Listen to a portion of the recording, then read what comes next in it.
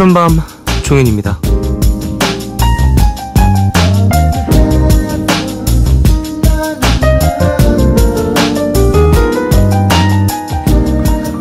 나쁜 소식을 전할 땐 말이지 좋은 소식 하나 챙겨가는 게 삶의 지혜야.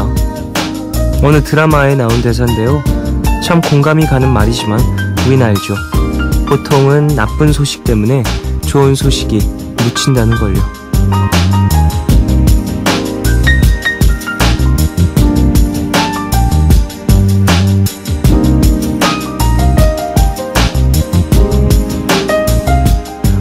나쁜 소식은요, 나를 현재에 계속 머물게 하는 도구 같은 거라고 하죠. 그래서 나쁜 소식을 들을 때면 내 현재가 이렇구나 라는 생각에 사람들은 또 한 번 좌절을 하게 된대요. 그래서 좋은 소식이란 게 필요합니다. 그 사람이 무너지지 않게, 포기하지 않게, 다시 일어설 수 있게, 뭐든 하나 버틸 만한 이유를 만들어주는 거죠. 아무리 소소한 거라고 해도 뭐든 버틸 만한 게 필요한데, 여러분은 어떠신가요? 설마 나쁜 소식만 머릿속에 가득해서 좌절 모드인 건 아니겠죠? 11월 8일, 오늘과 내일 사이, 여기는 푸른밤입니다.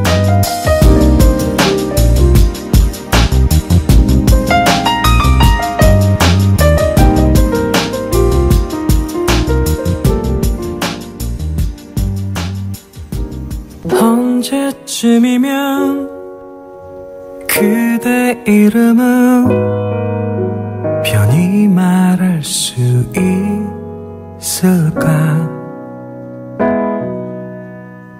언제쯤이면 사랑이란 거 우습게 넘길 수 있을까?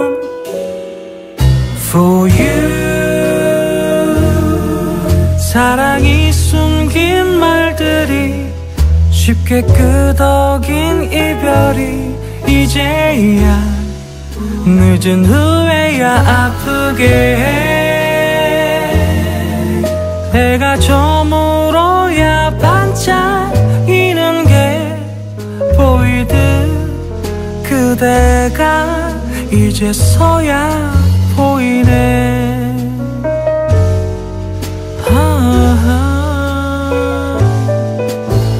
사소한 습관, 시시한 농담, 얼마나 그리운지.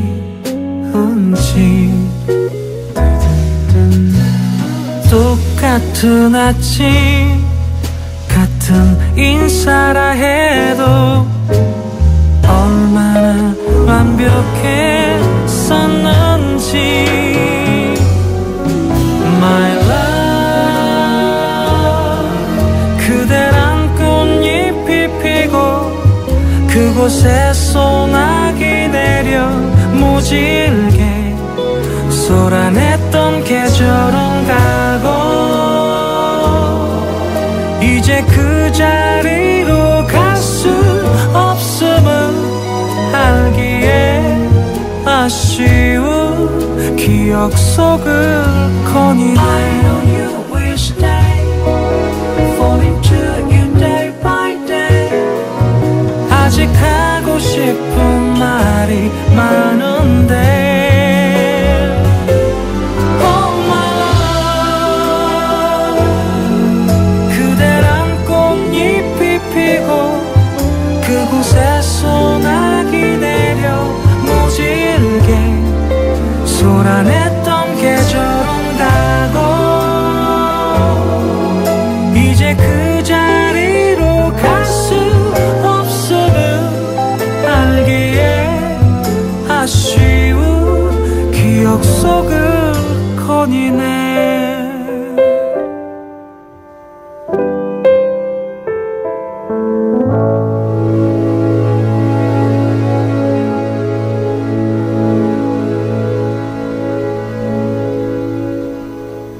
11월 8일 일요일 첫 곡으로 들으신 곡은 신승훈의 사랑이 숨긴 말들이었습니다. 신승훈 씨 목소리는 언제 들어도 정말 너무너무 좋은 것 같아요. 발성도 정말 너무 좋으시고 발음도 정말 특색 있으시고 좋으시고 잘 전달이 되는 그런 보컬리스트인 것 같습니다. 자, 오프닝에 대한 이야기, 나쁜 소식, 좋은 소식 함께 가져가라, 그런 이야기를 하면서 나쁜 소식이 또 우리의 현재를 좀 얼매이게 하고 좋은 소식으로 이제 이겨낼 수 있다, 뭐 이런 이야기를 했는데, 결국에는 그 나쁜 소식, 좋은 소식을 만드는 건 우리라고 생각이 또 들어요. 뭐 물론 생각지도 못한 좋은 소식, 생각지도 못한 나쁜 소식들이 우리에게 다가올 때도 있지만 그런 소식들은 어찌 보면 내가 한 행동들에 대한 피드백일 수도 있으니까 우리가 이런저런 걸 조금씩 잘 생각을 하면서 움직이면 좋은 소식을 좀 더 많이 들을 수 있지 않을까 싶어요. 좋은 소식만 들으면 진짜, 근데 또 몰라요. 좋은 소식만 들으면 그게 당연하게만 느껴질 수도, 그게 진짜 좋은 건지 모를 수도 있어요. 자, 오늘 미드나잇 스포일러 함께 하죠. 영화, 경제, 경영, 건축 전문 신기주 기자님 오시고요. 오늘은 어떤 영화 소개해 주실지 기대해 주십시오. 90s But Goodies에서는 여러분의 90년대 신청곡을 기다리고 있어요. 짧은 건 50원, 긴 문자와 사진 첨부 문자 100원이 추가되는 샵 8000번으로 사연 보내주십시오. 무료인 미니 어플 카카오톡 메신저로도 참여 가능합니다. 푸른밤은 정화예술대학교, 인터파크 투어, 세종 웰메이드, 다우닝 산업, 트랙스타, 롯데관광개발, 글로리아 교육재단, 생상, 바스킨라빈스, 환인제약, 평안 LNCPAT, 재능교육, 주식회사 하림, 속쓰리맨 갤포스, KDB 대우증권과 함께합니다.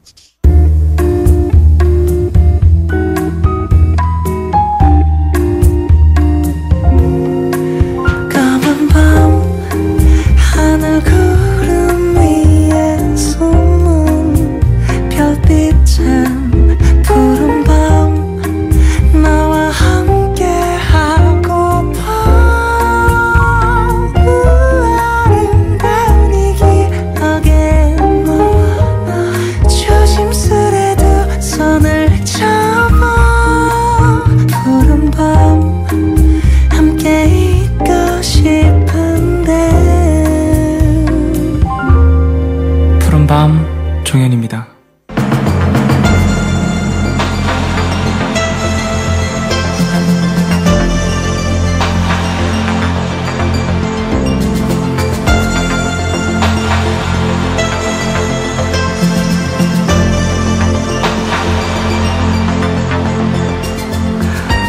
우리가 생각하는 스파이는요, 일단 몸에 꼭 맞는 수트를 입어야 하고요, 포마드를 잔뜩 바른 헤어스타일에 잘생긴 외모, 능글거리는 성격도 빼놓을 수 없겠죠. 거기에 날렵한 몸놀림, 타의 추종을 불허하는 최첨단 신무기까지 갖춰야 하는데요. 하지만 처음부터 스파이가 이런 모습을 했던 건 아니죠. 미드나잇 스포일러, 오늘은요, 수많은 스파이 캐릭터의 모티브가 된 영화로 살펴보겠습니다.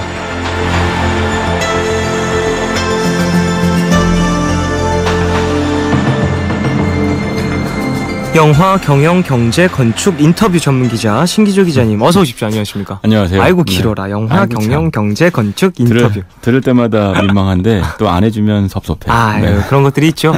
어쨌든 그래요. 오프닝부터 스파이 얘기를 길게 줄줄줄 늘어났어요. 그러게요. 여기까지 말씀드리면 네. 혹시 007 스펙터 소개하는 건가 보다 생각하신 분들 죄송합니다. 근데 아직 안 했어요. 시사회가. 네. 기자님 같은 경우는 어떤 스파이물을 가장 좋아하세요? 저는요. 네. 이거 진짜 특이한 건데, 잭 라이언 시리즈라고 있어요. 예전에 붉은 10월, 또는 패트리어트 게임, 또는 긴급 명령에서 이제 해리슨 포드가 연기를 한 적이 있는데, 이 시리즈 너무 좋아요. 그래요. 잭 라이언이라는 인물은요, 이제 첩보 영화에서 보면 이걸 익숙하실 텐데, 현장 요원이 있고요. 네. 애널리스트가 있어요. 정보를 분석하는. 그렇죠. 네. 그러니까 앉아서. 네. 컴퓨터 앞에 앉아서. 잭 라이언, 그러니까 이런 거죠. 데이터들을 분석해서 예를 들면 소련의 어떤 크렘린 안에서 어떤 정변이 일어날 것 같다. 이런 잭 라이언 이런 거 분석해내는 인물이거든요. 네. 근데 잭 라이언은 원래는 애널리스트, 정보 분석가인데 네. 그런데 현장에 어쩌다 투입이 되어서 액션도 해요. 하지만 기본적으로는 명석한 두뇌로 문제를 분석해내죠. 그러니까 이게 CIA 요원인데 가장 멋진 미국 첩보원 중에 하나예요. 그러니까 물론 우리가 잘 아는 대단한 첩보원이 있죠. 그 미션 임파서블에 나오는 예, 이단 헌트가 있습니다만 예. 너무 비현실적이야. 다 잘해. 그렇죠. 말도 안 되게 다 잘하고 그렇죠. 운도 좋고 총알도 다 피해가고 달리기도 잘하고. 슈퍼맨에 가까운 인물인 반면에 잭 라이언의 경우에는 그 아주 현실적인 첩보원인데요. 제가 이 사람을 왜 좋아하게 됐느냐, 좀 얘기가 길어지긴 했는데 지금으로부터 20년 전 네. 대학생 때 미국에 갔다가 미국으로 영문으로 되어 있는 잭 라이언 시리즈의 최신판을 산 적이 있어요. 아주 두꺼웠는데 이그제커티브 오더라고 잭 라이언 시리즈 중에서 영화로 안 만들어진 유일한 시리즈입니다. 그래요? 왜? 너무 황당하거든요. 무슨 내용이길래? 설정만 얘기하면요. 잭 라이언이 CIA 국장이었다가 부통령이 되어요. 네. 그러니까 이게 그 조지 부시 아버지 부통령이 원래 CIA 국장 출신이잖아요. 네네. 그러니까 이제 CIA 국장이 부통령이 되는 건 이상한 일이 아니에요. 네. 대통령은 아니지만 부통령은 그런 식의 정보를 다루는 인물이 된 경우들이 꽤 있거든요. 그런데 그날 갑자기 그 미국에 있는 국회의사당으로 비행기 그러니까 그가 항공기가 떨어져서 네. 대통령부터 산부 요인이 모두 사망하고 아이고 이런. 잭 라이언이 대통령이 된다는 그럼 황당무계한 대통령이 얘기입니다. 이제 대통령이 된다는 빈 자리에 얘기예요. 맞아요. 네. 그때부터 어떤 수없이 많은 음모를 해결한다 이런 이야기인데 유일하게 영화가 안 됐어요. 그렇군요. 좀 네. 만화적인 요소가 있는 것 같아요. 하지만 잭 라이언이요. 미국 네. 사람들한테는 가장 전형적인 첩보원인 거예요. 근데 제가 오늘 소개해드릴 이제 Man from Uncle 얘기할 건데 네네. 이 영화에서도 이제 미국 CIA 첩보원이 나옵니다. 네. 근데 CIA 첩보원 같지 않아요. 그러니까 이 영화 제가 영화를 소개해드리면서도 많이 비평을 하게 될 텐데 네네. 그 이유가 일단 그 슈퍼맨으로 알려진 배우죠. 그 헨리 카빌. 네. 맨 오브 스틸이에요.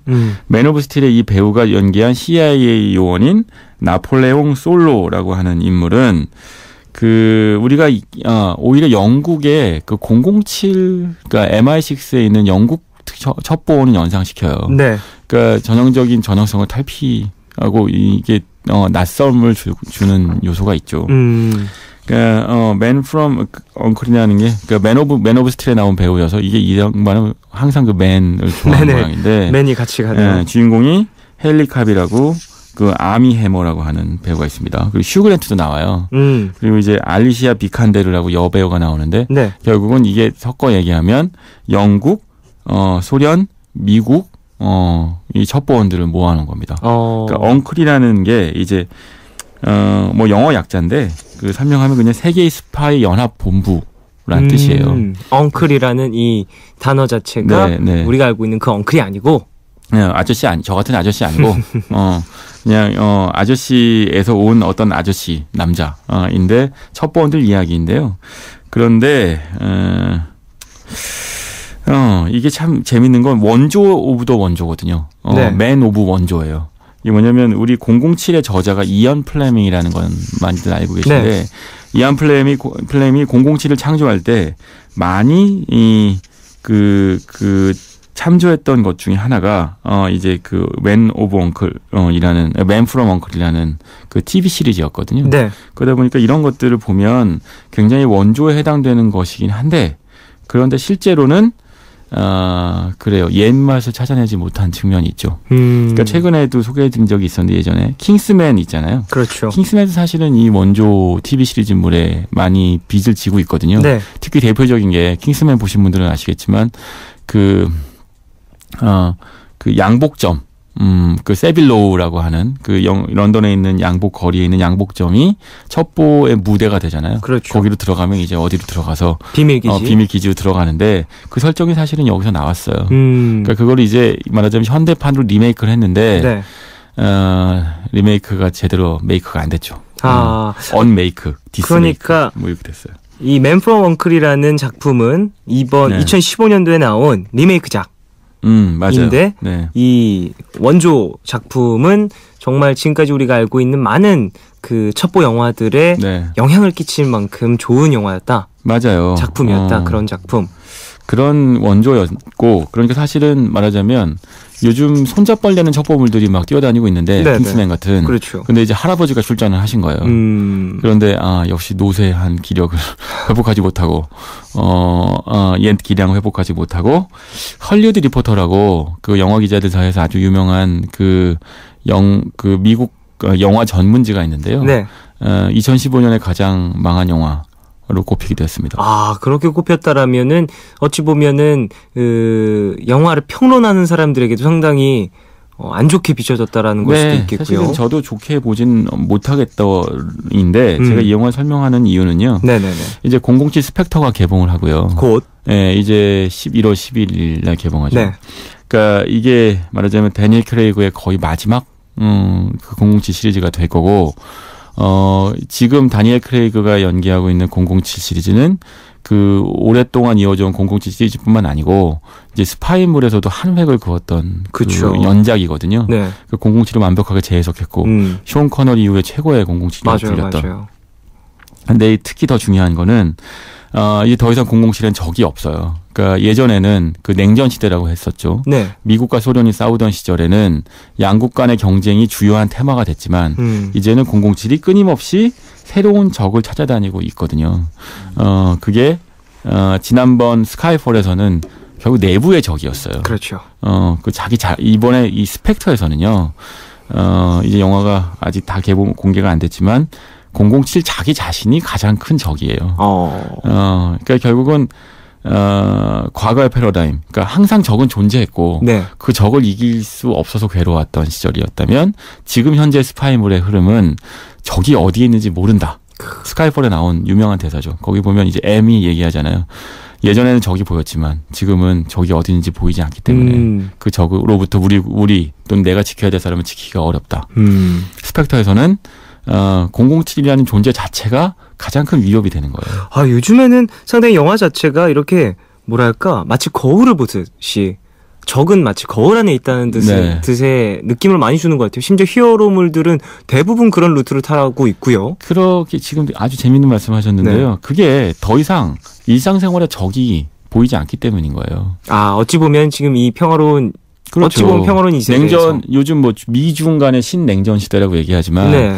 그들의 첩보전이 우리 눈에 보이지 않잖아요. 그렇죠. 느껴지지 않고 피부로 느껴지지 않으니까요. 네, 우리 예전에는 뭐 간첩신고 112 뭐 이런 얘기 했었지만 지금은 사실은 그런 식의 일상적인 첩보가 무대가 일상의 첩보 무대가 되어 있다고 우리 느끼지 않고 대치 국면도 전선이 눈에 보이지 않아요. 네. 그러니까 얼마 전에 이제 시진핑과 오바마가 그 정상회담을 할 때 아주 흥미로운 얘기가 나왔는데 네네. 예전에는 군축 협상을 한다 그러면 핵무기 숫자를 줄이는 거였잖아요. 네. 요즘은 군축 협상이 사이버 군축 협상이에요. 서로 해킹하지 말자. 그러니까 시대가 많이 바뀐 거죠. 그런 식으로 좀 이제 계속해서 변해가는. 영화는 결국 시대를 이제 머금으니까 네. 거의 첩보물도 결국 적을 그러니까 악당을 찾아내는 게 가장 어려운 거예요. 네. 영웅을 만들어내는 것보다 영웅에 맞설 만한 악당, 적을 상정하는 게 가장 어려운데 이제 Man from Uncle에서는 그런 면에서 굉장히 시대착오적인 측면이 있어요. 아, 그래요? 할아버지 시대의 그 첩보물이어서 갑자기 배경이 1960년대고 1960년대요. 소련과 미국이 대치하고 KGB와 CIA가 싸우고. 야, KGB 진짜 오랜만에 들어요. 그렇죠. 야, KGB 진짜 오랜만에. 와, 한 6년 만에 들은 것 같아요. 그러게 말이에요. 야. 항상 KGB가 이제 시사 상식이 되던 시절이 있었는데. KGB가 뭔지 한 번만 설명해 주십시오. KGB가 이제 소련에 이제 네. 우리로 치면 KCI, 그러니까 국가정보원에 해당되는 조직이죠. 그리고 한때는 정말 KGB란 이름만 나와도 들어도 울던 아이가 울음을 꾼칠 호환 정도로 마마처럼. 맞아요. 대단한 존재였으나 네네네. 지금은 과거의 유물처럼 느껴지죠. 소련이 해체됐으니까요. 물론 이제 소련의 현재 대통령, 러시아의 현재 대통령이 푸틴이 KGB 출신이긴 하죠. 맞아요. 그러니까 KGB는 존재합니다만 예전만큼 영화적 소재로 마음에 와닿지 않아요. 왜? 일상적으로 KGB 이야기가 뉴스에 나오지 않거든요. 그렇죠. 미국 같은 경우엔 드라마라든지 미드라든지 이런 걸로라도 조금씩 이렇게 특별 수사 기관 같은 것들을 계속해서 보여주니까 이런 것들이 내 옆에는 없어도 마치 가까이 있는 것처럼 느껴져서 영화로 이렇게 영화에도 조금 더 이렇게 가까이 다가갈 수 있는데 그렇죠. 뭐 이런 이름마저 생소한 네. 있었지만 지금은 이제 생소한 이름이 되어버린 네. 이런 주제로는 힘들 수 있겠다라는 생각이 지금 드네요. 그래요. 그래서 지금 이제 007 얘기 계속 합니다만 첩보물들의 가장 큰 고민은 적을 찾아내는 것이고 결국 찾다 내 안에서 찾아내곤 하는데 그 Man from Uncle에서는 정말 어디 아저씨에서 놀러 왔는지 갑자기 냉전 시대로 시대를 돌립니다. 1960년대에 이제 나폴레옹 솔로 헨리 카베릴라이라는 배우가 연기한 슈퍼맨이 연기한 그 CIA 요원이 있고요. 네. 그리고 이제 일리아 쿠리아킨이라고 하는 그 아미 해머라고 하는 잘생긴 배우가 연기를 했어요. 네. 이 KGB 요원이 어떠한 사정에 의해서 공동의 적을 놓고 이제 협력을 하게 된다라는 이야기인 거죠. 그렇구나. 물론 요 대목에서 흥미로운 거는 그 양국이 그 적성 국가이긴 한데 그 제3의 적 때문에 힘을 합칠 수밖에 없었다는 것까지는 좀 더 현대적인 측면이 있기는 해요. 하지만 그러나 그 적이 나치의 유산이다. 뭐 2차 대전 이후 직후의 배경들이 자꾸 나오거든요. 아, 그래요? 그러면서 약간 요즘 관객들을 흡입하기에 한계를 보여주곤 하죠. 그러니까 첩보물이 그 지금 관객들한테 어떤 긴장을 불러일으키려면 그 미션 임파서블처럼 네. 그래요. 토끼발이 무엇인지 모르지만 끊임없이 뛰어다니게 만들어주거나 아니면 007처럼 자 출생의 비밀로 돌아가야 되는 거죠. Man from Uncle에서는 그 두 가지가 다 안 됐어요. 얘기를 쭉 듣다 보니까 생각나는 작품이 하나 있어요. 어떤 거요? 그 히어로물을 계속 얘기하게 되는데 네. 그 캡틴 아메리카의 1편 이 나치와 이제 전쟁을 하는 내용이잖아요. 망했죠? 네. 완벽하게 네. 망했죠. 네. 그런데 2편은 완전 잘 됐죠. 윈터 솔저. 거기선 보면 이제 결국은 적을 자기 자신 안으로 해서 찾거든요. 그렇죠. 결국은 이제 거기 보면 쉴드라고 하는 네. 존재가 가장 히드라죠. 히드라. 이게 악당의 조직에 이제 그 포섭되어 있는 조직으로 나오잖아요. 그러니까 이제 그 우리가 공감하고 있는 건 네 안에 적이 있어. 내 안에 또 다른 내가 있어. 인 것이고 그 Man from Uncle에서는 오히려 그 방식을 번짓을 잘못 찾았는데요. 이 감독이 문제예요. 아, 감독 문제인가요? 네, 이건 감독이 문제라고 저는 생각했어요. 네네. 감독이 누구냐? 가이 리치입니다.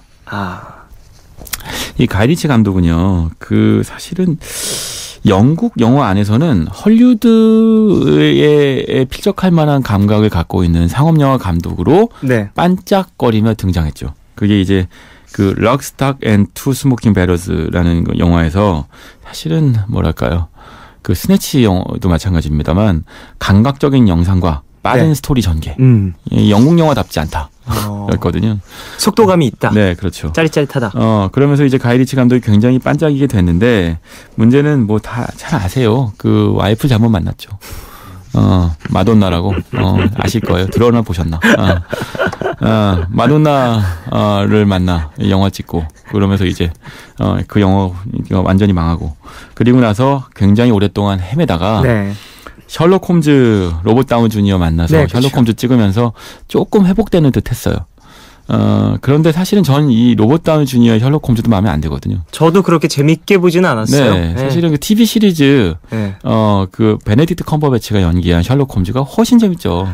너무너무 잘 만든 드라마예요. 그 맞아요. 영화는. 너무 잘 만들었고 영화로는 재현할 수 없는 어떠한 스토리 전개라든지 길이적인 부분에서 너무 제약이 있으니까 영화는 네. 네, 그래서 일단 이 비교 자체가 조금 불가능했다고 저는 생각을 그렇죠. 합니다. 근데 가이 리치의 그 셜록 홈즈는 오히려 로버트 다운 주니어가 낭비되고 있다는 느낌이 들 맞아요. 정도로 네. 사실은 그 두 배우들끼리의 어떤 브로맨스 뭐 이런 거 보여준다고 얘기를 했지만 실제로는 가이 리치의 문제는 이런 거예요. 그 감각적인 영상이라고 하는 거에 중독이 되어서 스토리가 오히려 산만해지고요. 그리고 그 안에서 그러니까 셜록 홈즈 시리즈 그러니까 가이 리치가 정도의 감독이라면 그 마치 이런 거죠. 007에서 샘 맨데스가 하는 것처럼 네. 그러니까 시리즈를 자체를 재해석해 줄 수 있는 내공이 있어야 되는데 그렇지 못한 거예요. 그러니까 갖고 놀지 못해요. 영화를. 그러니까 영상미라든지 이런 부분은 상당히 뛰어날 수 있지만 네. 참신하고, 그러니까 어찌 보면 그런 거네요. 스토리를 잘 풀어내기 위해서 영상적인 부분에서 이제 표현을 해주고 그러는 것은 진짜 감독이 엄청난 뭐랄까 역량이지만 네. 영상미를 보여주기 위해서 스토리가 따라가는 건 잘못된. 그게 이제 Man from Uncle에서도 나와요. 그렇군요. 어떤 장면이 나오냐면요. 초반에 네. 그 이유 없는 카제싱 장면이 나오거든요. 카제싱이 굉장히 현란해요. 그렇죠. 특히 베를린을 배경으로 해서, 특히 동베를린을 배경으로 해서 펼쳐지는 이제 그 CIA 요원인 나폴레옹 솔로와 그 일리아, 그 KGB 요원 사이의 어떤 그 카제싱이 굉장히 섹시하거든요. 네. 그런데 이 장면을 보다 보면, 그 이야기 전개의 개연성과 별로 관계가 없는, 멋있긴 한데 저게 왜 나오지? 그렇죠. 맞아요. 그냥 너무 폼 잡았다. 라는 측면들이 있거든요. 그게 그러면서 이런 거예요. 그러니까 그 헨리 카빌이 연기한 나폴레옹 솔로가요. 지나치게 기름기가 반질반질한 느끼한 메이크업으로 나오거든요. 그러면서 아주 심각한 순간인데도 너무 여유를 부려요. 아, 그렇군요. 그러니까 어떤 느낌인지 알 것 같아요. 어떤 캐릭터인지. 이야기하고 캐릭터하고 액션이 따로 노는 거죠. 가이리치의 큰 단점이 그냥 노골적으로 첫 장면, 초반에 이 관객들의 시선을 끌기 위해 만들어 놓은 그 카제싱 장면에서 노골적으로 등장해요. 시작부터 벌써 보이는 거예요. 저는 영화 보면서 이게 만약 영화 감독들이었다면, 선수들끼리 봤다면 많이 비웃었겠구나 싶었어요. 그러니까 감독들은 알잖아요. 저 감독이 얼마나 욕심을 부리나. 이 장면을 왜 넣었는지가 그렇죠. 너무 의도가 뻔하니. 그 순간에서 가이리치는 자기 자신한테 취해 있는 거죠. 그렇군요. 내가 이렇게 연출할 수 있고, 그 캐릭터도 지나치게 과장되게 표현해 주는 거예요. 그러면서 영화가 관객들이 빠져들지 못하고 재밌기 볼만하긴 한데, 그런데 내가 이 영화를 왜 보고 있지? 심지어 60년대 이야기라니. 네. 더욱더 감정이입이 힘들겠네요. 그게 그 킹스맨하고의 결정적인 차이점이에요. 킹스맨에서도 그 스타일 과잉이 있거든요. 네. 하지만 킹스맨에서의 스타일 과잉은요. 일단 콜린 퍼스가 보여주는 영국 신사의 품격 덕분에 네. 굉장히 많이 눌러져요. 스타일 과잉이. 다른 스타일 과잉은 어찌 보면 좀 유희로도 느껴지잖아요. 그렇죠. 네. 그러니까 일단 무슨 얘기냐면, 우리가 알고 있는 전형적인 영국 신사의 어떤 형식미가 있어요. 네. 그 형식미와 스타일을 결합하니까 우리가 그걸 보고 익숙하다고 느껴지는 반면에, 이제 Man from Uncle에서는 그런 식의 전제가 없죠. 그냥 폼만 잡는다는 느낌을 주는 거예요. 자, 그럼 이쯤에서 광고 듣고 오겠습니다. 자, Man from Uncle를 탈탈 털고 있었습니다. 네. 사실은 이게 나치 잔당이 만든 핵무기를 KGB와 CIA가 같이 탈취해서 이제 지구 평화 지킨다. 단위가 지구군요. 우주 평화 정도 지켜줘야 되는데. 라는 이야기인데, 그런 아주 한 줄거리를 갖고 가이리치는 온갖 장난질을 치죠. 어떻게요? 액션, 예를 들면, 1960년대가 배경이잖아요. 네. 60년대라고 하는 공간으로 우리를 끌고 가서 그 공간에 화려한, 패션과 색감을 보여줍니다. 가이리치가 좋아하는 장난이거든요. 그러니까 60년대 그 시대를 풍미한 어떠한 대중적인 모습들도 많이 보여준다라는 그렇죠. 거겠죠. 우리가 지금 60년대를 상상할 때는요, 미니스커트와 화려한 원색 계열의 그 패션과 그리고 정말 거기 안에서 보면 디올에 대한 브랜드 얘기가 나오는데, 네네. 그러니까 그런 우리가 알고 있는 지금 디올이든 또는 많은 명품 브랜드의 그의 디자이너들이 입생 로랑 같은 디자이너들이 네네네. 실제로 활동했던 시기거든요.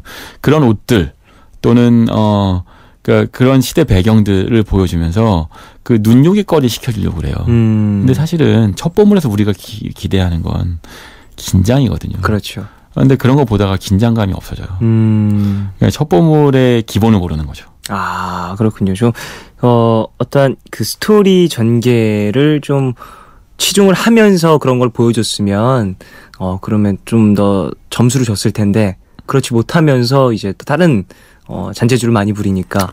그렇죠. 그리고요. 사실 가이리치는 셜록 홈즈에서도 빅토리아 시대 배경으로 영화 찍으면서도 네.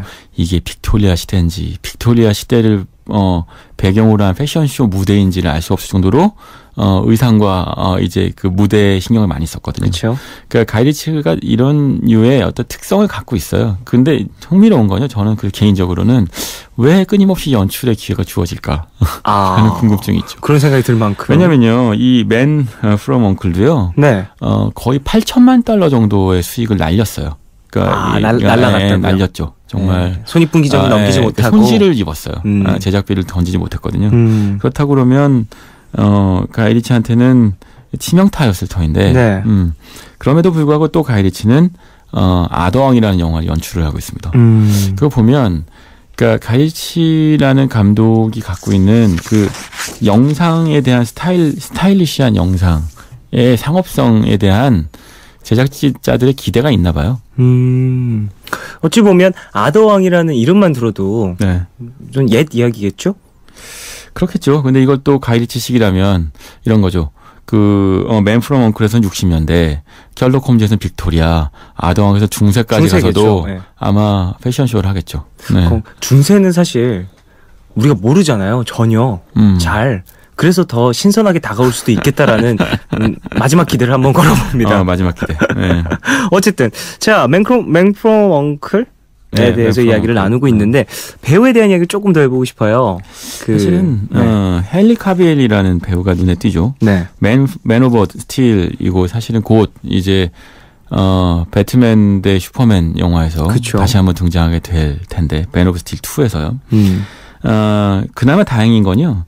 이 배우가 망토 두르고 파란색 옷 쫄쫄이 안 입고 나올 때도 연기가 되긴 어떤 멋있는 배우라는 느낌은 받았어요. 네. 그러니까 섹시한 느낌은 있죠. 하지만 지나치게 가이리치적으로 연출이 되어서 자기 캐릭터 찾지는 못한 측면이 있고요. 그런 느낌이 또 있고. 오히려 사실은 그 아미 해머라고 해서 소셜 네트워크에 나온 배우인데 네. 그 소셜 네트워크에서 이제 그 쌍둥이 역할로 나왔어요. 네네. 말하자면 소셜 네트워크, 페이스북이라고 하는 게 만들어졌을 때 네. 페이스북을 이제 그 마크 주커버그한테 만들라고 하청을 줬던 부잣집 아들들이 있었거든요. 네. 그 둘 쌍둥이로 나왔던 근데 아미 해머 1인 2역이었죠, 사실은. 이 인물이 이제 KGB 요원으로 나온 그 일리아 역할을 했는데 이 배우가 눈에 띄죠. 굉장히 단단한 체구에 그 둘 사이에 어떤 그 브로맨스가 등장하게 되니까 굉장히 매력적으로 등장하고요. 그 후반부에 가면 이제 휴 그랜트가 등장하죠. 다 늙은 모습으로. 휴 그랜트는 어떤 역할을? 이제 그 엉클의 수장인데요. 네. 아저씨들의 아저씨입니다. 네. 로 등장하죠. 그러니까 영국과 미국과 또는 그 KGB, 네. 소련 사이의 어떤 낭만적인 그 첩보전을 그리고 있는 영화예요. 그 아까 얘기해 주신 그 어떠한 제3의 악의 세력 네. 때문에 두 세력이 힘을 합쳐서 핵무기를 탈취한다. 근데 제가 영화에는 문외한이지만 그럼에도 불구하고 그 탈취한 것을 미국이든 소련이든 다시 한번 탈취를 하지 않으면 이 네. 영화는 정말 재미없는 영화라고 생각되거든요. 보지 않고도 다 아시는군요. 네. 네. 근데 이대로 가도 네. 재미없어요. 이대로 가도 재미는 없어요. 왜냐하면 내가 예상할 정도니까. 자, 그래서 제가 이 영화에 데뷔할 만한 정말 재밌는 영화 한 편을 더 소개해드릴게요. 뭐예요? 저 개인적으로 너무 좋아하는 영화인데요. 그 틴커 테일러 솔저 스파입니다. 오, 이름에도 스파이가 들어가네요. 네, 이 영화는 정말 베니스 영화제 개막작인가 그랬을 거예요. 2011년에 게리 올드만, 네, 콜린 퍼스, 톰 하디, 베네딕트 검버배치. 아니 잠깐만요. 출연이 너무 좋잖아요. 네. 출연진이 너무 이거 반칙 아니에요? 이 배우들 같고요. 그 토마스 알프레드슨이라는 그 감독이 네. 정말 배우들을 갖고 놉니다. 그러면서 엄청난 수준의 스파이물을 만들어내요. 그래요. 이게 2011년도작이니까 제가 이제 다 얘기해 드릴 수 있겠는데 네. 이 영화 그냥 단순하게 얘기하면 게이물이에요. 동성애물입니다. 그래요. 무슨 얘기냐면 그 스파이 소설의 대가라고 불리는 그 존 르 카르라는 사람이 쓴 동명 소설인데 이런 거예요. 영국 첩보 그 조직이 있어요. 네. MI6에 해당되는 여기서 서커스라고 하는 익명 그 코드네임으로 불리는데 네. 서커스 안에 이제 침투해 있는 두더지라고 하는 그 이중 스파이를 찾아내는 이야기예요. 그러니까 오랫동안 우정을 나눴던 그러니까 이 여러 첩보원들 사이에 네. 우정이 있었으나 그 안에 배신이 있었던 거죠. 이들은 그리고 그 배신 때문에 과거에 자신이 느껴왔던 우정의 진실을 되묻게 돼요. 사실은 그 우정은 사랑이기도 한 거죠. 그러니까 이 안에는 이제 게이 또 스트레이트 또 바이섹슈얼 다 등장합니다. 그렇군요. 무슨 얘기냐면 그 60, 70년대 이제 냉전 시대에 그 첩보원들은 그 정보를 지키기 위해서 또는 애국이라는 이름으로 자기 자신까지도 속이면서 자신의 정체를 숨기죠. 이건 마치 자신의 정체성을 숨겨야 하는 사람들과 아주 이어져 있는 모티브가 되고요. 그럴 수 있겠네요. 그 안에서 사실 알고 봤더니 누가 봐도 정직한 걸로 보였던 어떤 사람도 사실은 거짓말을 하고 있었고 정말로 진심을 나눴다고 생각했던 사람들 사이에서도 사실은 삼각관계, 사각관계가 있었고 이런 이야기들이 등장합니다. 어찌 보면은 이 스파이물이라고 뭐 표방을 하고 있긴 하지만 네. 우리 사회 내에 있는 어떤 우리가 직접적으로 피부로 느낄 수 있는 어떠한 사람들에 대한 생각들 그런 네. 것들도 또 자연스레 녹아 있네요. 그렇죠. 사실 첩보물이라는 그 장르가 갖고 있는 가장 본질은 뭐냐면요. 네. 존재를 숨긴다는 거예요. 나의 정체를 숨겨야 하고 또는 그건 나의 정체성을 숨겨야 한다는 뜻이기도 하죠. 그렇죠. 그 안에서 스토리를 뽑아내는 게 첩보물의 묘미거든요. 007도 사실 정체를 숨겨요. 왜? 계속 숨기죠. 그렇죠. 이 사람은 어느 누구도 사랑할 수 없어요. 그러니까 끊임없이 자신의 정체를 숨기고 다른 데로 흘러가야 하는 거죠. 어찌 보면 제임스 본드는 제임스 본드를 연기하는 제임스 본드일 뿐이에요. 그러니까 가면을 쓴 존재인 것이고 첩보물들이 지금 요즘 유행하는 히어로물들의 원조인 이유죠. 그런데 이제 그 맨 프롬 언클에서는 그런 첩보물의 특성들을 다 이제 깡그리 있고 그냥 유희를 즐겨요. 각국 첩보원들이. 반면에 이제 틴커 테일러 솔저 스파이에서는 첩보물이라고 하는 본질로 파고들죠. 그래서 나의 정체에 숨겨야 했던 사람들끼리 냉전 시대에 내가 믿지 않는 가치를 위해서 자신의 인생을 낭비했는데 네. 알고 봤더니 그들 사이에선 밝힐 수 없고 고백할 수 없는 사랑이 있더라. 이런 거죠. 그리고 그 사이에 누군가는 배신자였는데 그 배신자는 뜻밖의 인물인 거죠. 그러면 시대 배경은 비슷하겠네요. 맞아요. 시대 배경은 똑같이 냉전 시대예요. 시대 배경이 비슷한데도 이 틴커 테일러 솔저 스파이는 상당히 극찬받을 만하고. 그렇죠. 정말 네. 이게 연출점이라든지 이런 부분들이 얼마나 중요한지가 또 다시 한번 느껴지는 부분이에요. 그러니까 이 맨 프롬 언클하고요. 틴커 테일러 솔저 스파이를 같이 보면요. 그러면 그 시대의 본질이 드러나요. 그 시대. 그러니까 가이 리치가 이해하고 있는 1960년대는 디올이나 또는 입센 로랑 같은 디자이너들이 활동하던 화려한 그 낭만적인 시대였던 거죠. 그리고 우리는 그러니까 겉으로는 대치하고 있는 것 같지만 실제로는 각국 첩보원들이 세계 평화를 위해서 싸웠던 뭐 이런 시대처럼 보이지만 실제로 틴커 테일러 솔저 스파이에서 나온 1960년대는 짙게 드리운 차가운 냉전의 장막 아래에서 각자 정체성을 드러내지 못하고 개인으로 살 수 없고 집단으로밖에 살 수 없었던 어두운 시대인 거죠. 어떤 게 더 진실에 가까울까요? 상당히 어려운 질문인 것 같습니다. 그러니까 저한테는 후자가 더 가까운 거죠. 네. 보게 되면 많은 분들이 알게 간접적으로나마 느낄 수 있지 않을까 싶네요. 네. 자, 그럼 노래 한 곡 듣고 와서 이야기를 좀 더 나누죠. 스탠딩 에그의 Nobody Knows 듣겠습니다. 시간 이야기란 말 잊은 척 살라는 말 너무 쉽게 말하지 마 내 맘도 모르고 잊은 척 산다는 게 얼마나 힘겨운 건데 꺼내 보여주고 싶어 그런 말도 못하게 그렇게 쉽게 지울 수 있다면 사랑했다고 말하지도 않아 지워질 순 있어도 내가 지우질 않아 Nobody knows Just nobody knows 그럴 리가 없어 넌 지워질 리가 없어 넌 제발 그만 제발 그만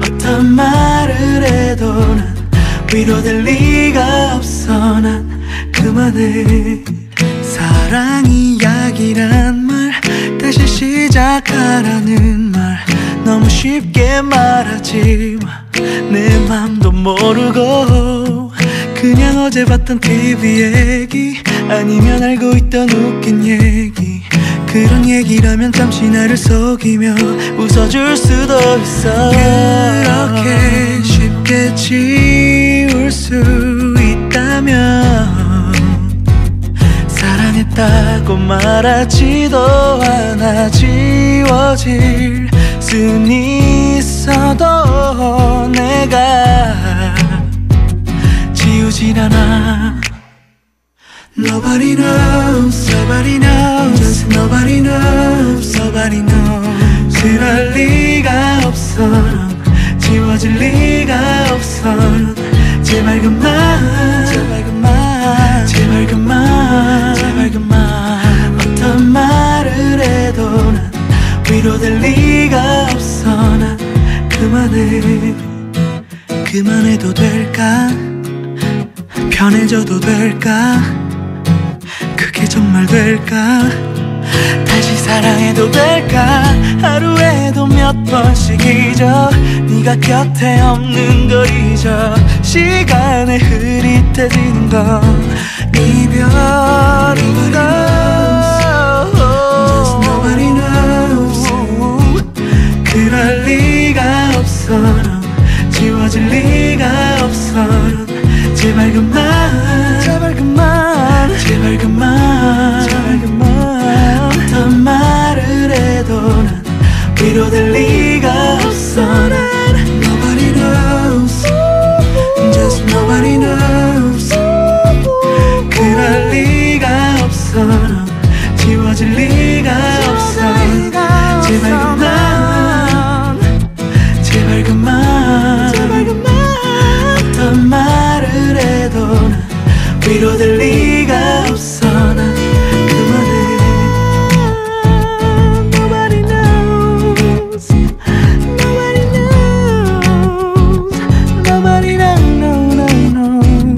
Nobody knows Nobody knows Nobody knows Nobody knows no, no.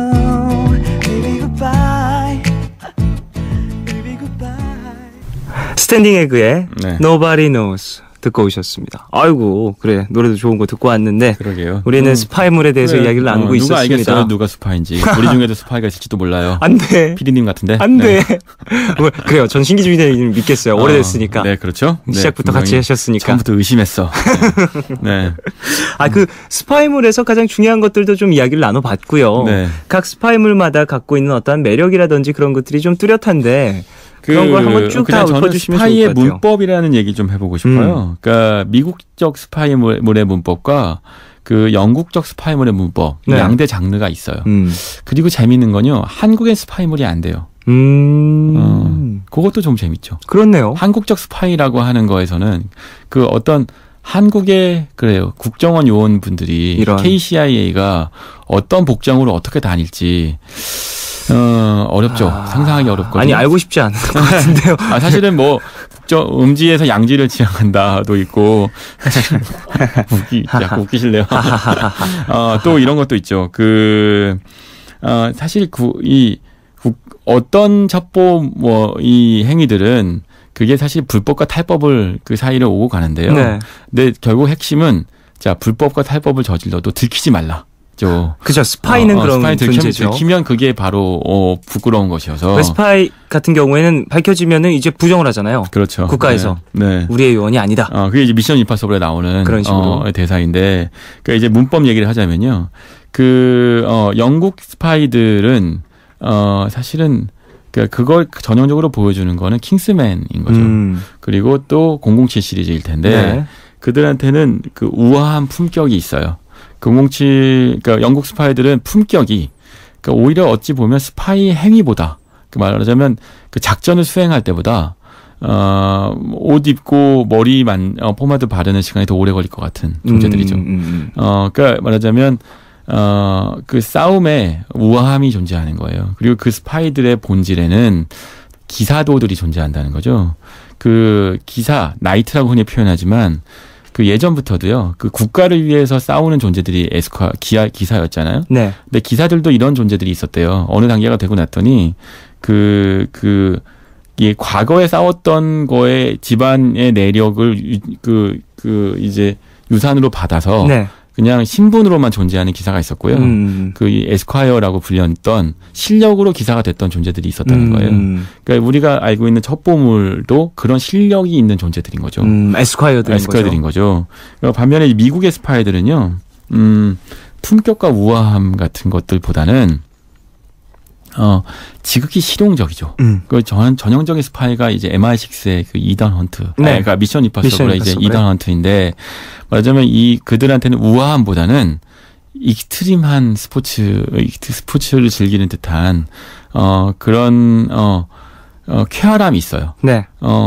그리고, 양쪽 모두가 다 여자를 밝히는데, 특히 영국 쪽 스파이들이, 여성과의 어떤 편력이 심하죠.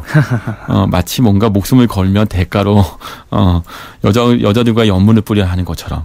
반면에 미국의 스파이는요. 제가 가장 좋아하는 잭 라이언도요. 한 여자밖에 몰라요. 아, 그래요? 네.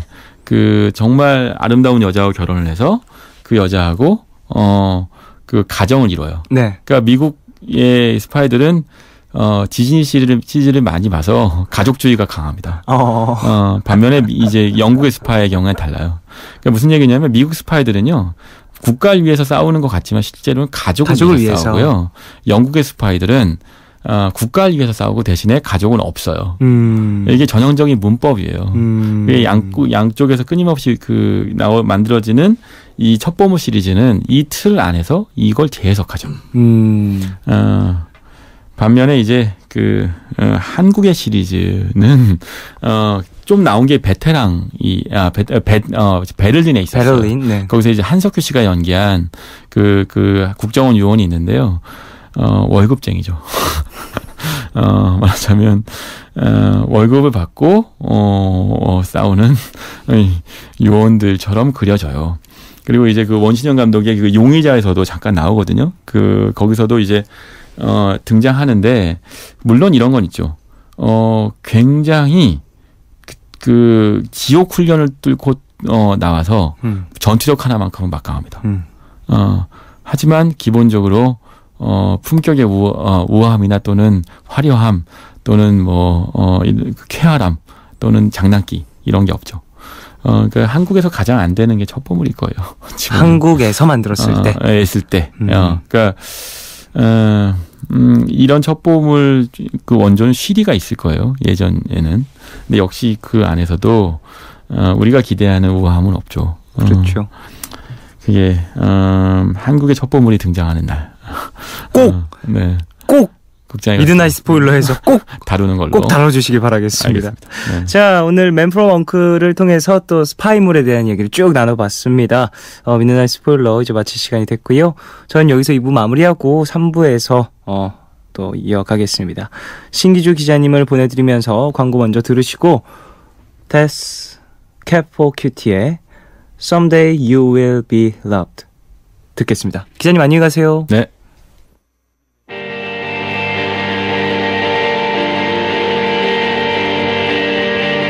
I once knew a girl in the years of my youth, with eyes like the summer, all beauty and truth.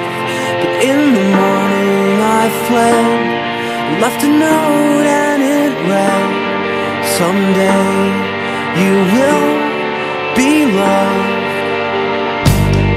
I cannot pretend that I felt any regret, 'cause each broken heart will eventually mend. And as the blood runs red down the needle and thread, someday you will be loved.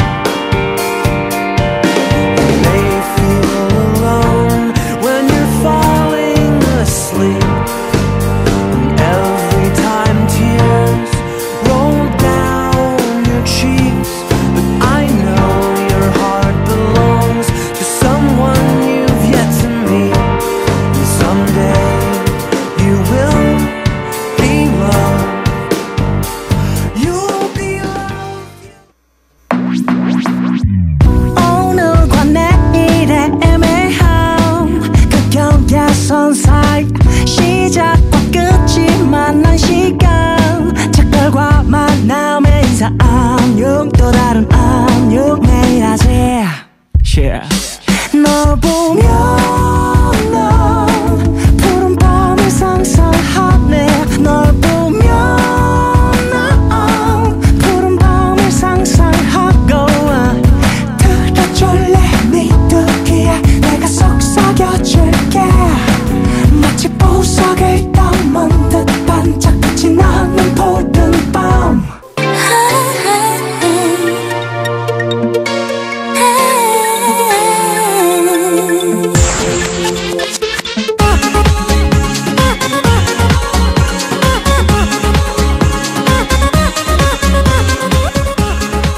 휴대폰 뒷자리 5483님이 이런 문자를 보내주셨어요. 오늘이 일요일, 주말이었다는 걸 푸른밤 이 코너를 듣고 실감하네요. 요즘 백화점에서 하루 종일 아르바이트를 하느라 오늘이 무슨 요일인지 무감각해졌거든요. 지쳤었는데 푸른밤에서 잠시나마 주말의 여유 부려봐요. 아직 끝나지 않은 주말의 여유 90년대 노래들과 함께 느껴보시죠. 90s but goodies.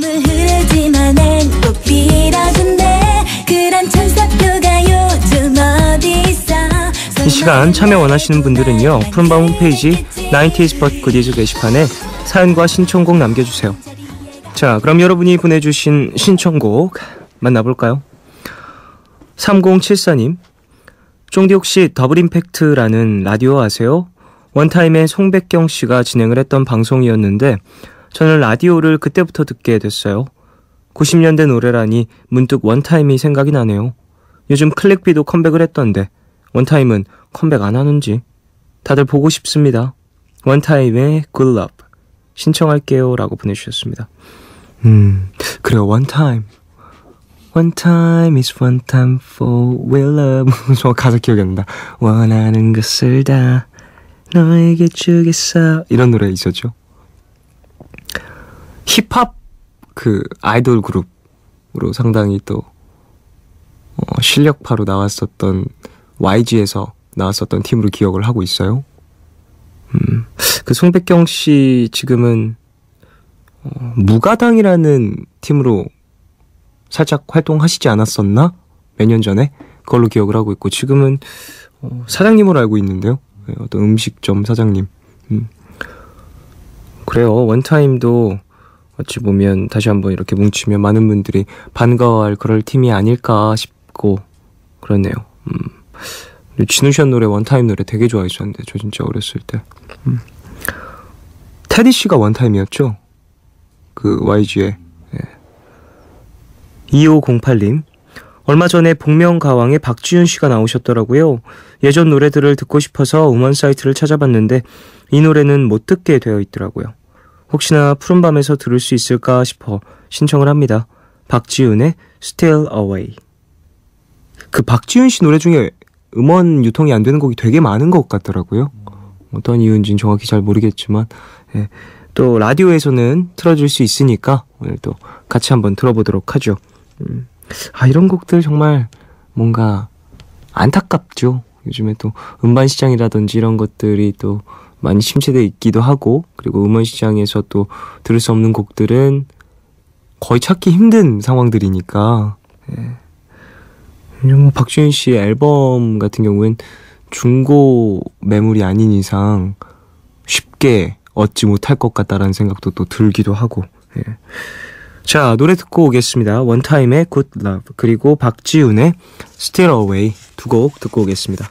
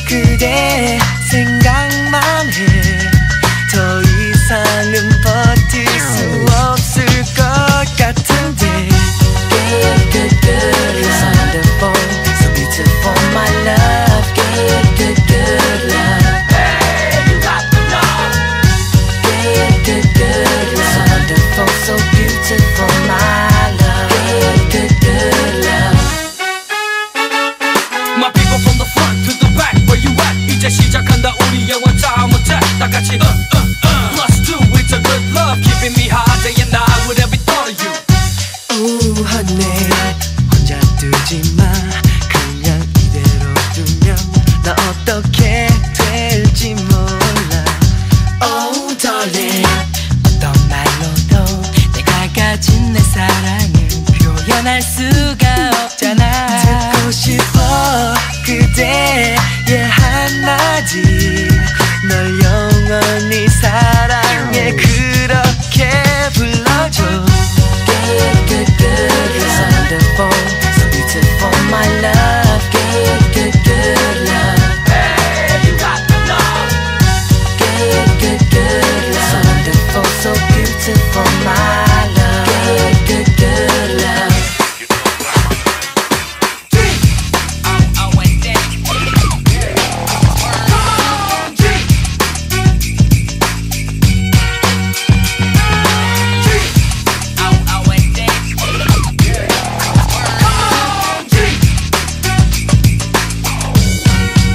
Let's pick it up with the one T YM coming from the Y G. Yeah, you know it. 너와 내가 하나가 되어 나누는 거야.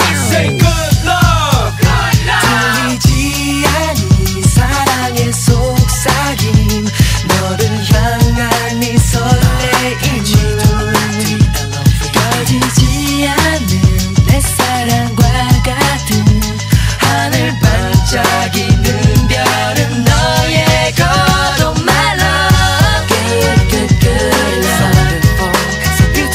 My love, good, good, good love. Hey, you got the love. Good, good, good love. So wonderful, so beautiful, my love. Good, good, good love. One time, sing it again.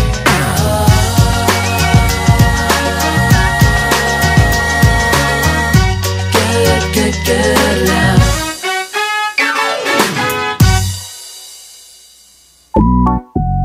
Yeah.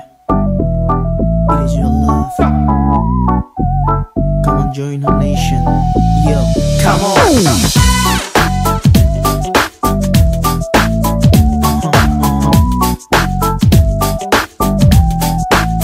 Let's go. 요즘 널 보는 눈빛 달라지지 않았니? 어쩜 그렇게 눈물겨 정말 모르는 거니? 숨기고 싶지 않아 그와 나의 사랑은 이젠 너에게도 나의 존재를 알려야겠어. 나와 함께 웃고 있을 때 너의 전화라도 올 때면 괜히 눈치 보는 그가 싫었어. 그는 이제 너를 원하지 않아. 오로지 그의 마음속은 나로 가득 차 있어. 미안해 이런 얘기 나도 원하지 않아. 오 제발 그의 변심 앞에 나를 탓하지 마. 미안해 정말 미안해. 이제 우리 헤어져야 할 때가 온 것 같아. 나도 어쩔 도리가 없어. 내가 싫어져서가 아니야. 다만 내게 느끼지 못한 느낌, 아마 우린 사랑이 아니었나 봐. 헤어짐 때문에 아파하고 상처될까 정말 많이 또 걱정도 돼. 하지만 그렇다고 느낌 없는 눈빛으로 사랑 없는 만남으로 우리 불행하면 어떻게 해. 너에게 할 수 있는 나의 작은 배려는 너에 대한 그의 생각 말하지 않는 거야. 지금 네 무대에서 그냥 퇴장하면 돼. 이제 주인공은 나야, 다는 네가 아니야. 너와 함께 웃고 있어도 그의 나를 생각할 텐데 그럼 네가 너무 비참하잖아. 그는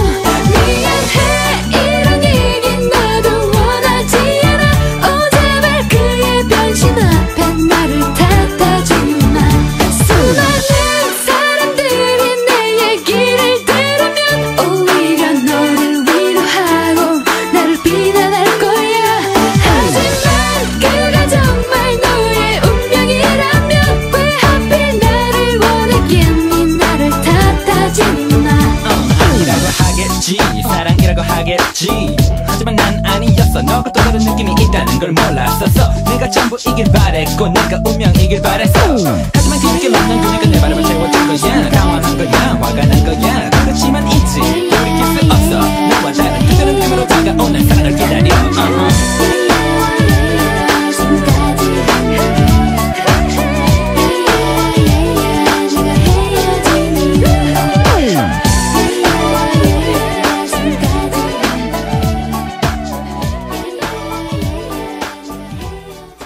원타임의 Good Love 그리고 박지훈의 Still Away 두 곡 듣고 오셨습니다.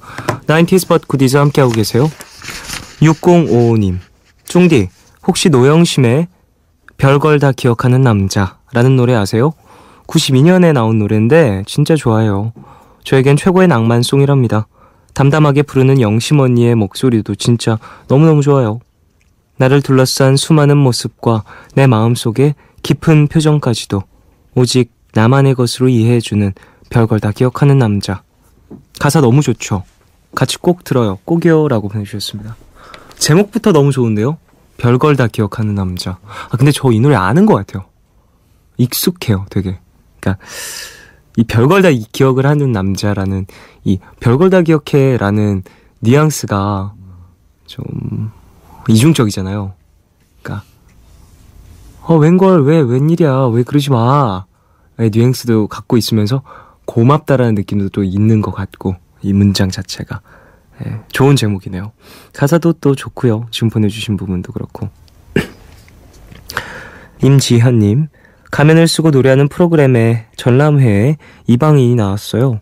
전람회 2집은 김동률과 서동욱이 군복무를 마치고 낸 앨범이에요. 취중진담이 워낙 유명해서 가려진 곡이었는데 방송에 나오니 반갑더라고요. 마음이 가난해질 때, 세상에 혼자라고 느껴질 때 들으면 누군가 같이 있어주는 것 같고 위안이 되는 곡입니다. 오늘은 률님 목소리로 듣고 싶네요 라고 보내주셨습니다. 그 전람회 노래 이 복면가왕 이야기를 하신 것 같은데 너무 신기하지 않아요? 그런 프로그램 진짜 저는 그런 프로그램 잘 못할 것 같아요. 그런 프로그램 나가시는 분들 정말 대단한 것 같다라는 생각을 합니다. 조민수님 커피를 마시고 그래서 그런지 잠이 안 와요. 내일 학교도 가야 하는데 어쩌면 좋죠. 김건모의 잠 못 드는 밤 비는 내리고 신청합니다 라고 보내주셨어요. 아이고 커피 이거 많이 드시면은 잠 안 오시는 분들 계시죠.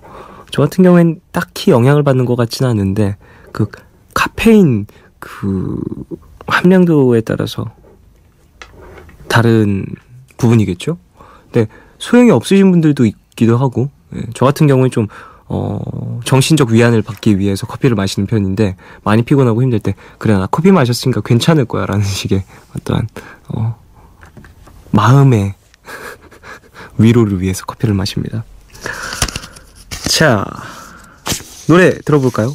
노영심의 별걸 다 기억하는 남자 그리고 전람회의 이방인 두 곡 듣고 오겠습니다. 나를 처음 본 게 정확히 목요일이었는지 금요일이었는지 그때 귀걸이를 했는지 안 했었는지 기억할 수 있을까. 그런 시시콜콜한 걸 다 기억할 필요가 뭐가 있을까 생각하겠지만 내 생일이나 전화번호를 외우는 건 너무 당연하지 않아요.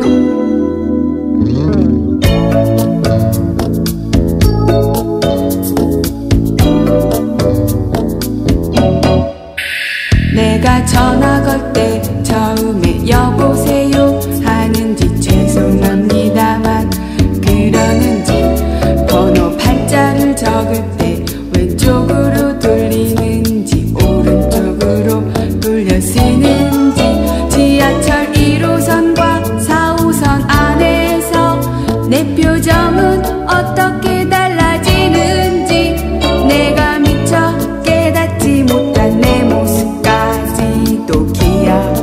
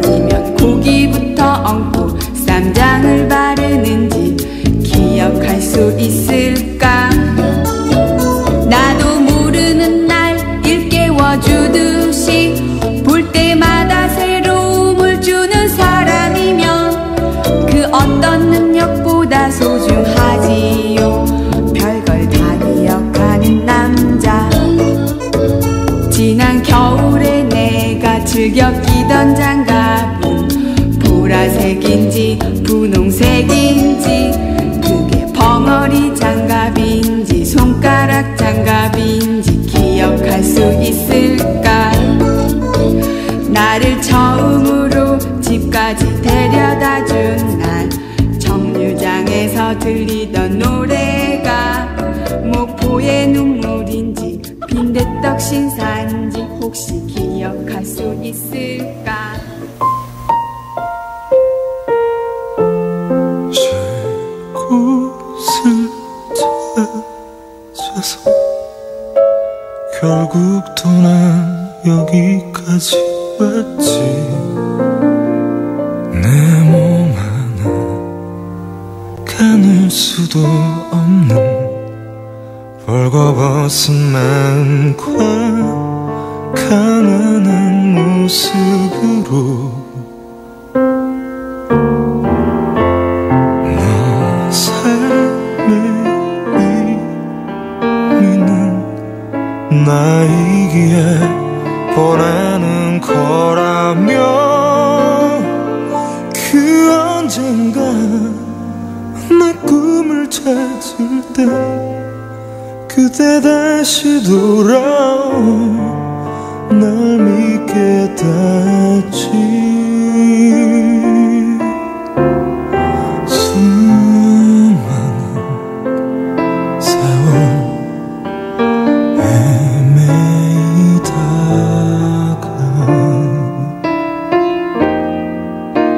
세상 끝에서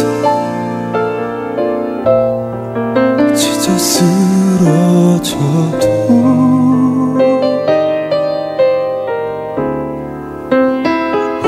후회는 없을 거라고 너에게 말했지. 뒤돌아보면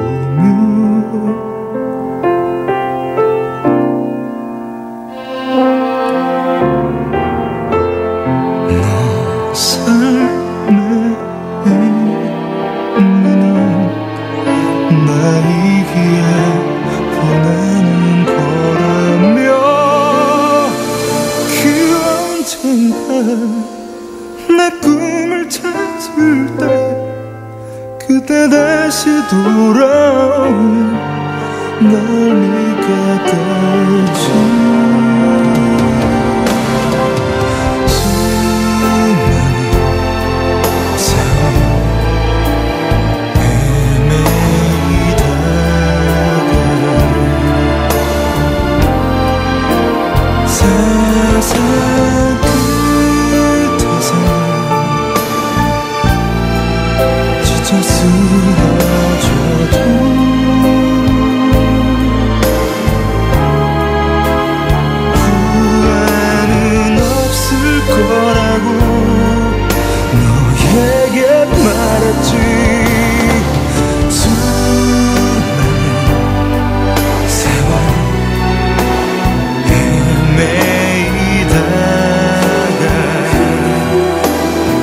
험한 세상 끝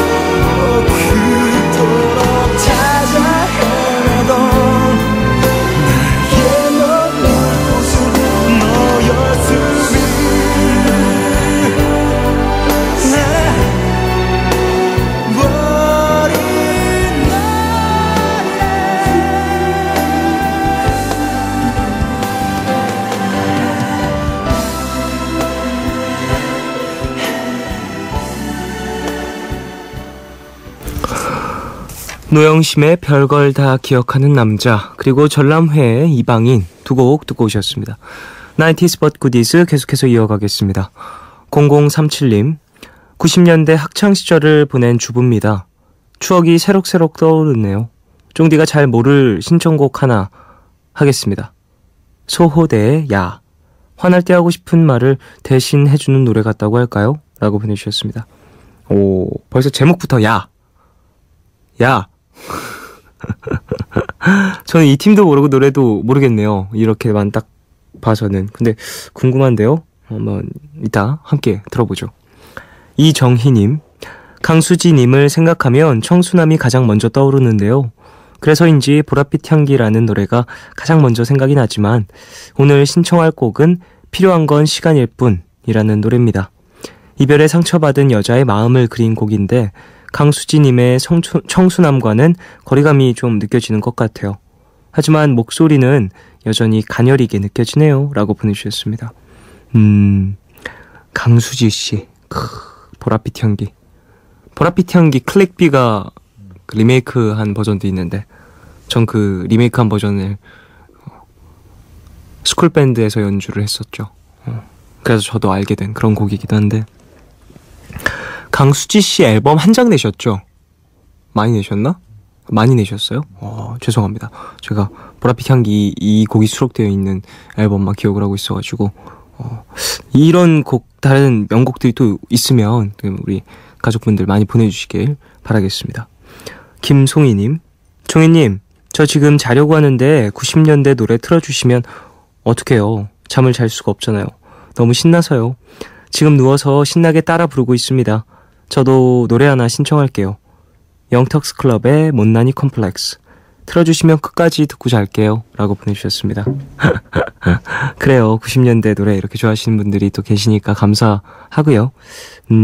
영턱스 클럽 저도 상당히 좋아했었던 기억이 있네요. 초등학교 때였던 것 같아요. 네, 초등학교 때. 5406님, 90년대를 떠올리면 항상 생각이 나는 노래가 있습니다. 중학교 때 짝사랑에 실패할 때마다 들으면서 따라 불렀던 포지션의 후회 없는 사랑, 잠 안 오는 밤, 그때를 떠올리며 듣고 싶습니다. 부탁드려요. 라고 보내주셨어요. 포지션. 이 포지션의 노래 한 곡 정도는 또 이제 노래방에서 불러줘야 이제 노래 좀 부른다 하는 그런 친구들이었는데 포지션도 노래 좋은 거 진짜 많죠. 같이 들을까요? 이 노래? 소호대의 야 먼저 듣고요. 포지션의 후회 없는 사랑 두 곡 듣고 오겠습니다. 난 너를 잊을 수는 없을 것 같네. 선택할 수도 없겠지만 흐르는 시간에 널 맡기겠어. 무책임했던 행동들도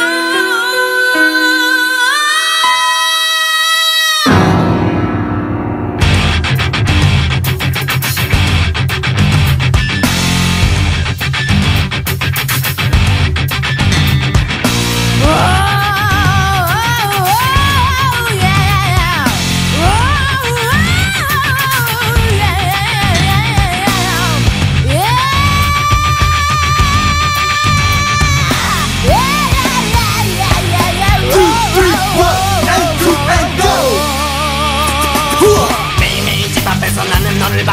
바뀌어가는 남자들의 모습도 함께 정신 나간 사람처럼 너희 집 앞에서 숨겨있는 너의 모습 찾아내기 위해 야야야 내 걱정하지 말고 만나자를 잘라 너의 앞가림이나 내가 만든 내일이 참여하는 거니 야 너나잖아. 장난기 가득한 얼굴로 항상 변심을 하려 하니 하지만 이제 나도 알 것 같아. 진실함이 없는 너의 마음은 야 넌 지금 뭐하니 누구 생각하고 있니.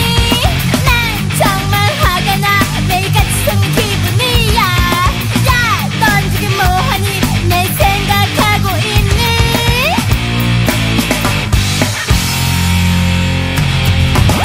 굳이 네가 아니라도 나도 이젠 상관없어. 야 네 멋대로 살아가.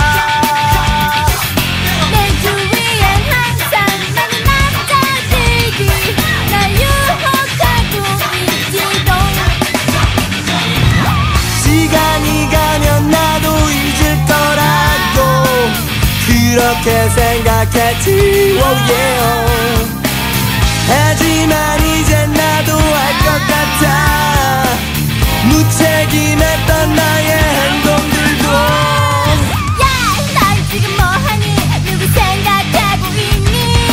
난 정말 화가 나 매일같이 속는 기분이야. 야, 넌 지금 뭐하니? 내 생각하고 있니?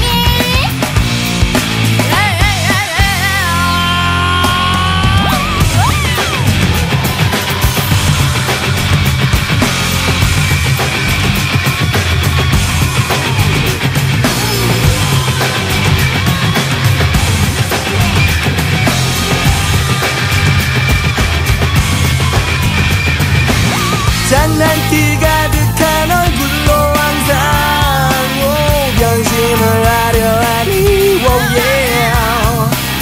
하지만 이제 나도 알 것 같아 진실함이 없는 너의 마음은 넌 지금 뭐하니? 누구 생각하고 있니? 난 정말 화가 나 매일같이 속는 기분이야. 야, 넌 지금 뭐하니? 내 생각하고 있니?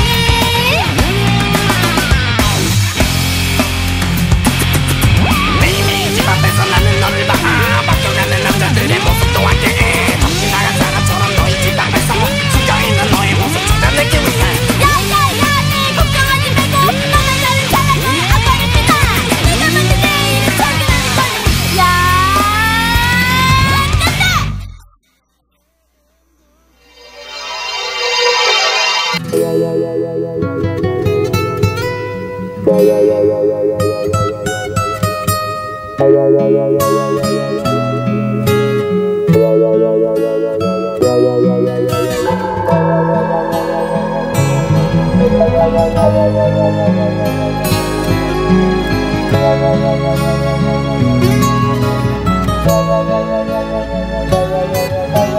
두 번 다시는 만나지 않겠어 마음 아프지만 늦지는 않아 다시는 너를 사랑하지 않는다고 눈물로써 맹세했어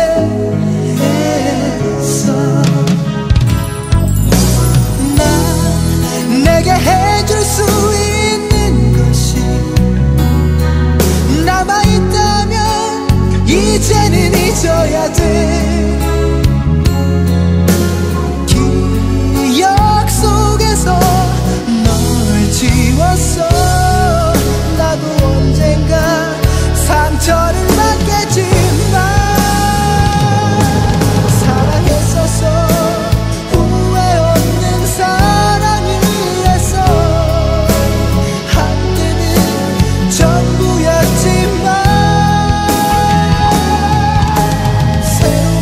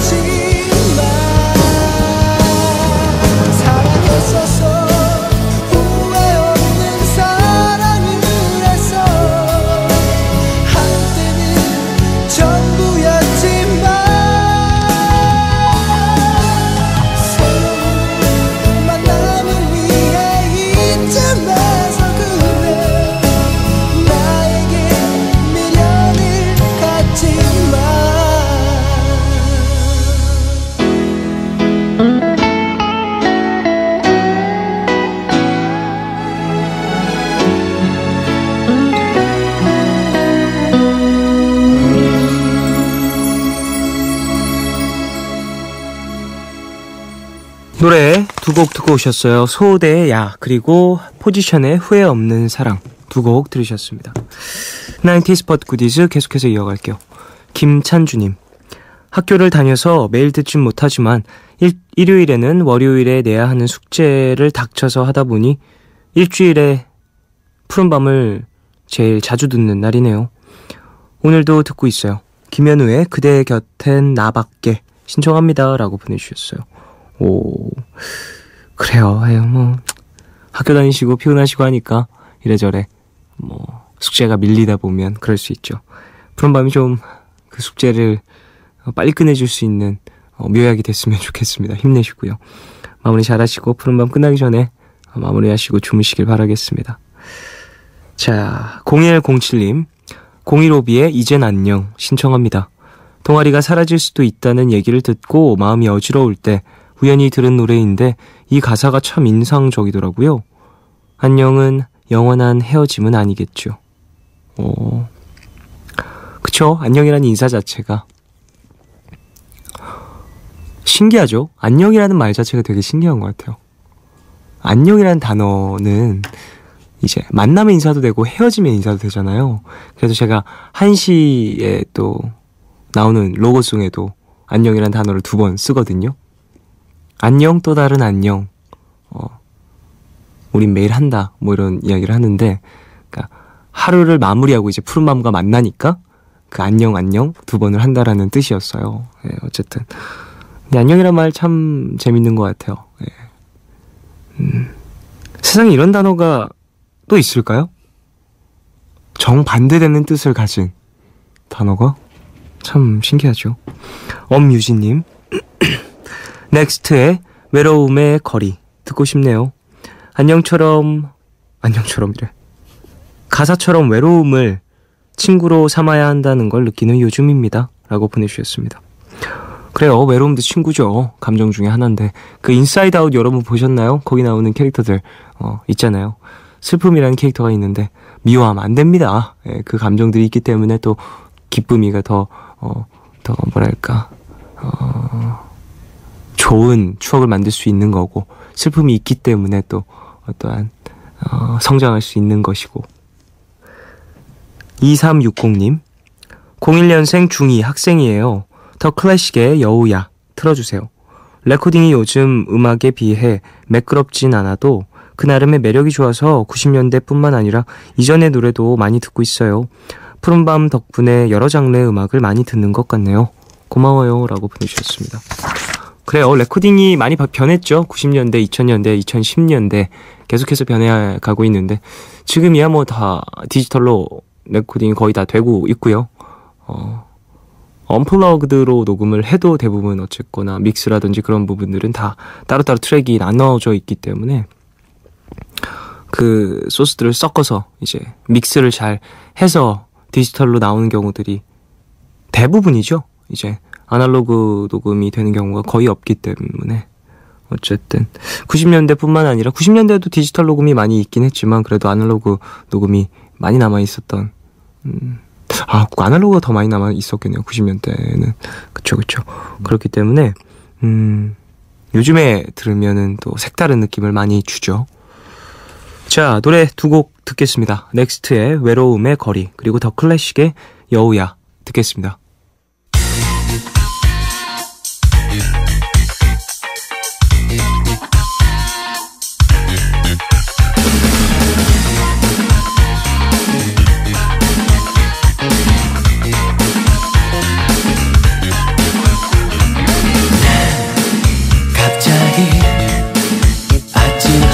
어지러움을 느꼈지.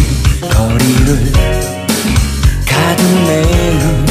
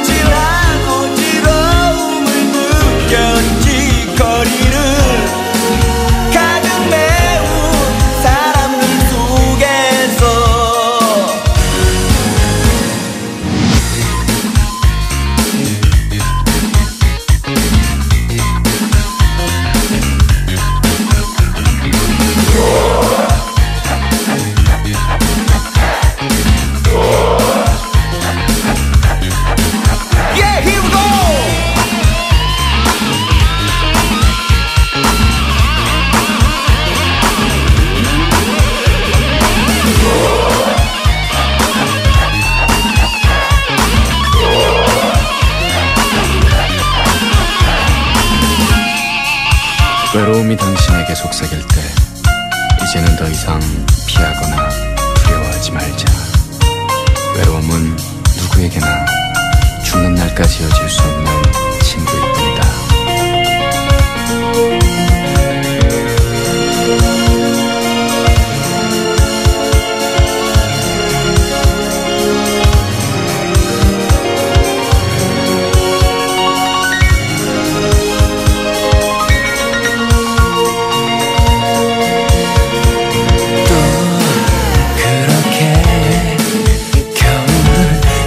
지나가고 있었지. 난 외로움의 거리를 걸었네. 지난 몇 번의 사랑 그리고 또 몇 번의 눈물, 아직도 내게 남은 건 지울 수 없는 외로움.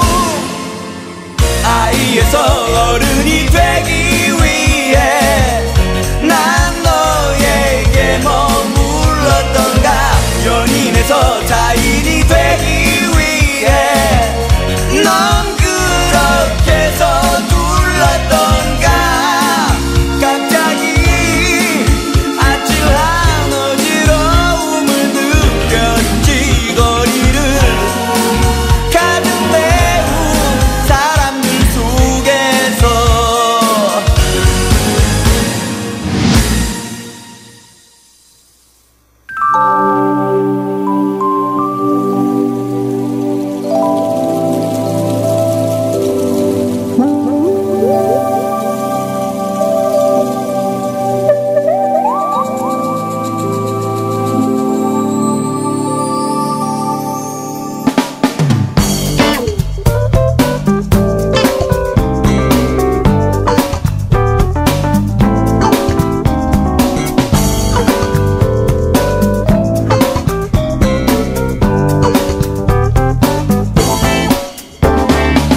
창밖엔 서글픈 비만 내려오네. 내 마음 너무 안타까워. 이제 다시 볼 수가 없기에. 처음 만났던 그날도 비가 왔어. 우산도 없이 마냥 걸었었지. 너의 눈빛 촉촉히 빛났지. 이 밤 너에게 주고픈 노래. 너만을 사랑하고 있다는 것 들어줄 사람 없이 Be so blue.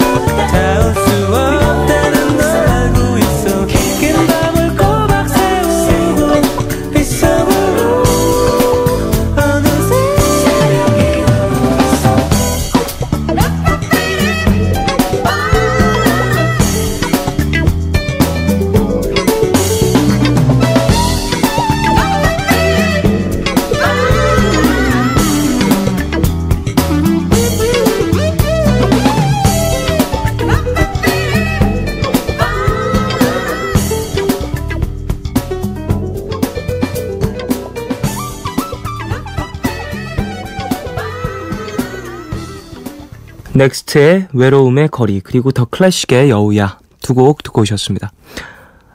0929님, 오늘 오래 함께 일한 직장 동료 결혼식이 있었어요. 오래 함께해서 눈빛만 봐도 뭘 원하는지 아는 동료라서 그런지 기분이 이상하더군요. 신부 입장할 때 눈물이 왈칵 나올 뻔하는 걸 겨우 참았네요. 많이 행복했으면 좋겠어요. 에코의 행복한 날을 신청합니다 하셨어요. 이 노래 진짜 축가로 괜찮죠. 저도 이 노래 축가로 불렀었던 기억이 나요. 예전에, 엄청 예전에. 직장 동료분 결혼 축하드리고, 0929님은 결혼을 하셨는지 안 하셨는지 모르겠지만 앞으로도 좋은 인연 많이 만나시길 바라겠습니다. 꼭 이성뿐만이 아니더라도요. 자, 이 노래 들어볼까요? 에코의 행복한 날을 듣고 오겠습니다.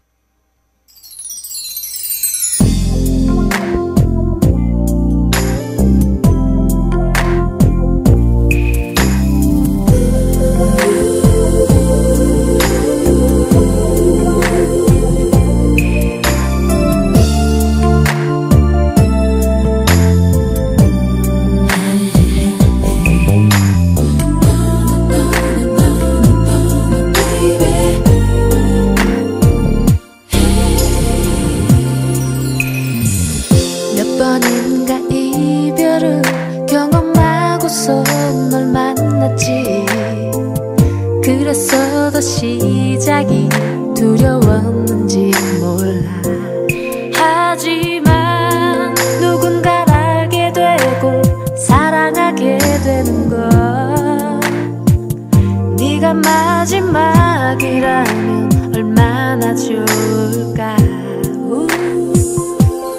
나처럼 바쁜 하루 중에도 잠시 내 목소리 들으면 함께 있는 것처럼 너도 느껴지는지. 매일 밤 집으로 돌아갈 때 그곳에 네가 있다면 힘든 하루 지친 네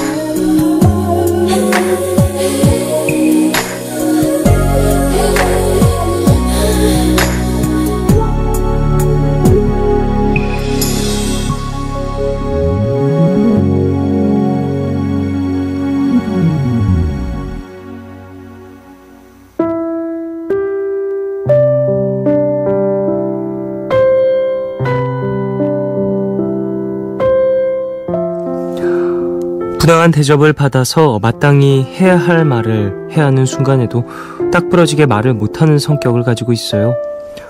상대방과 불편한 순간에 놓이는 게 우선 싫고 그냥 나만 참으면 아무 일도 일어나지 않을 것 같아서 그랬는데 친구들은 하나같이 그런 성격을 바꿔야 한다네요.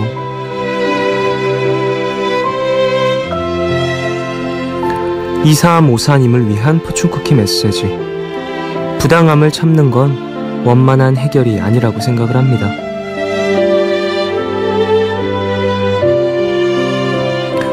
언제 어디서든 나에 대한 존중은 필요하다고 생각을 합니다. 남이 내게 해주는 것과 내가 나를 존중하는 것, 둘 다요. 그 부분에 침해를 받았을 때 크게 사태가 확대되지 않을 것을 원해서 참는 것도 좋겠지만 부당한 일에도 계속 참다 보면 내가 나를 존중하지 않게 되는 것 같다는 생각을 합니다. 소리를 지를 필요도 없고 화를 낼 필요도 없습니다. 그저 내 생각을 명료하게 이야기를 하면 되는 것이니까 스스로에 대한 존중은 잃지 않으셨으면 해요. 오늘 끝곡 김사월의 머리맡 들려드리겠습니다. 지금까지 푸른밤 조현이었습니다. 내일도 쉬러 와요.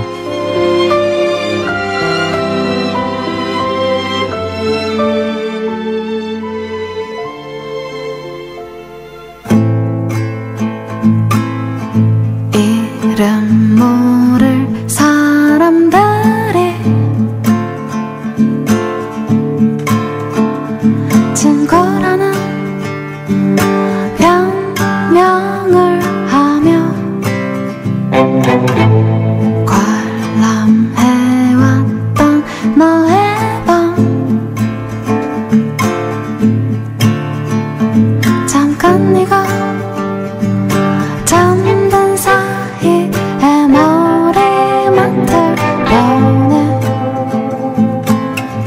방금 전에 알던 어린 시절의